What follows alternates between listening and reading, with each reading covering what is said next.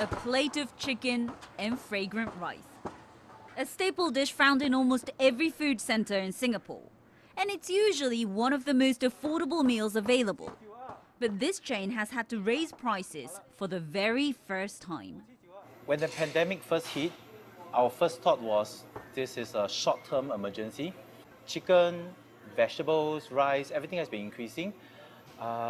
We have absorbed it as much as we can because we are hoping for the whole thing to be over. So what really went off at the end was the electrical prices. A shock of 250%, $1,000 electrical bill for a chicken rice store, really not sustainable.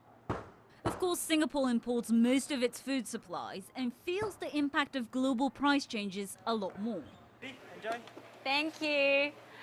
The price of chicken here has risen at least 50% since the start of the pandemic.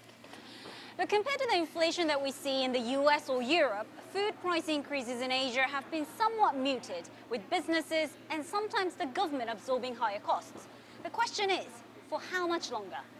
What governments have been doing is more rather than controlling prices, trying to ensure that supply is stable. So in the Philippines, for example, liberalization of rice imports has allowed the supply of rice to improve.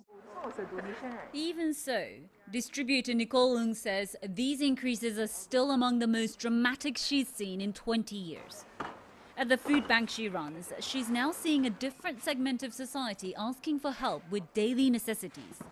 Young families, maybe working on a part-time job or gig economy, when with COVID hit, when all the part-time work kind of dried up, these were the families that kind of got impacted as well. So not just the lowest rungs of the 10% or the people that we think that really needs help, but it has slowly crept to maybe 20% of the population that maybe middle income, that might not even know where to get help in the first place.